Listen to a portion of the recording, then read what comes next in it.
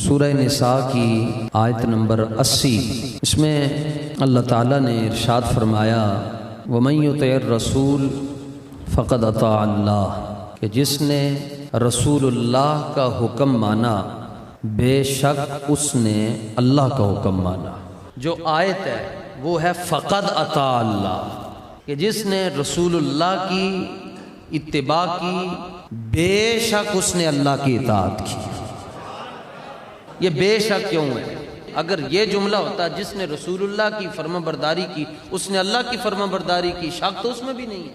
یہ بے شک ابو جہل کی اس کمپنی کے لیے ہے جو ٹی وی پر بیٹھ کر لوگوں کو دین سمجھا رہے ہیں اور حضور کو اللہ سے جدا کرنے کی کوشش کر رہے ہیں۔ یہ جو لفظ بے شک ہے، فا اور قد، یہ ان لوگوں کے لیے جو عقل کے پجاری ہیں، جو ٹی وی پر بیٹھ کر آ کر بتاتے ہیں کہ میری رائے یہ ہے، ایسا میں یہ کہہ رہا ہوں، کیٹیگوریکلی ایسا ہونا چاہیے، یہ ان لوگوں کے لیے۔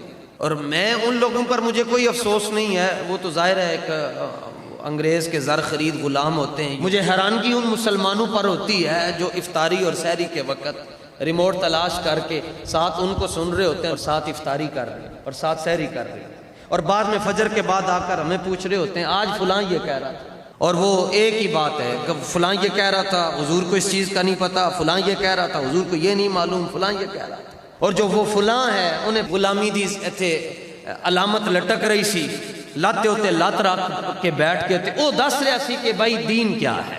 جو خود ساحل پر کھڑے ہوں انہیں کیا پتا سمندر کی گہرائی میں کیا ہوتا ہے،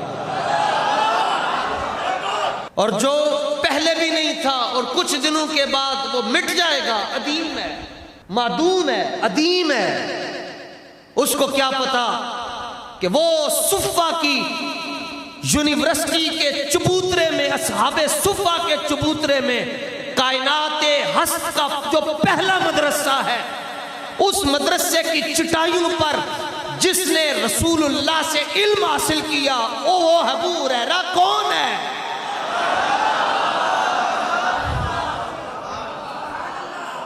یہ اس کے لیے اللہ فقط کہہ رہا ہے کہ یہ چونکہ جدا کرنے کی کوشش کر رہے ہیں، اللہ فرماتا ہے نہیں نہیں نہیں، تم عقل کے پجاری ہو، اس لیے میں تمہیں یہ کہہ رہا ہوں۔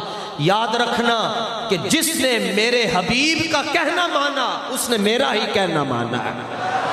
جو میرے حبیب کے در پر چلا گیا وہ میرے در پر آ گیا، جو میرے حبیب کا غلام بن گیا وہ میرا بندہ بن گیا۔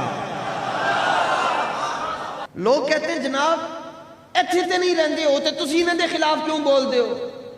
کوئی کہتا ہے جناب جیلوی صاحب مستر میں تو نہیں رہتے، آپ ان کے خلاف کیوں بول رہے ہیں؟ مرزائی یہاں نہیں رہتے، آپ ان کے خلاف کیوں بول رہے ہیں؟ فلانا صدیق اکبر جناب عمر دا گستاخ تے نہیں رہندا، تسی انہاں دے خلاف کیوں بول رہے ہو؟ میں کہا چلیا تو کیویں کہندے ایتھے نہیں رہندا؟ تیرے موبائل کے اندر ہے، تمہارے واٹس ایپ گروپ کے اندر ناموس رسالت کا غدار بیٹھا ہوا ہے، تو ہم اس لیے کلپتے ہیں کہ تمہارا ایمان محفوظ ہو جائے۔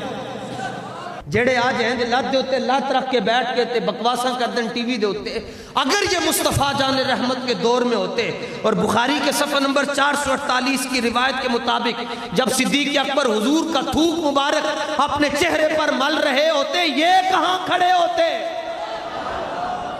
انہوں نے تو جناب ابو بکر کو بھی کہنا تھا یہ مشرک ہے، یہ بدعتی ہے۔ اگر یہ رسول پاک کے دور میں ہوتے اور حضرت عمر حضور کا تھوک مبارک اپنے ماتھے پر مل رہے ہوتے، انہوں نے کہنا ہوتا عمر بھی غلط ہے، کیونکہ عقل یہ کہتی ہے کہ تھوک ہے۔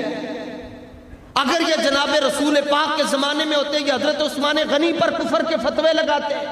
اگر یہ جناب مولا کائنات کے دور میں ہوتے، مولا کائنات حضور کا لعاب دہن شریف اپنے ماتھوں پر اپنی آنکھوں پر لگاتے۔ وہ رسول اللہ کے، یہ بخاری کے صفحہ نمبر 448 کی روایت ہے، وہ حضور کے وضو کا بچا ہوا پانی زمین پر نہیں گرنے دیتے تھے۔ انہوں نے کہنا تھا یہ کیا کر رہے ہیں، یہ بات عقل میں نہیں آتی۔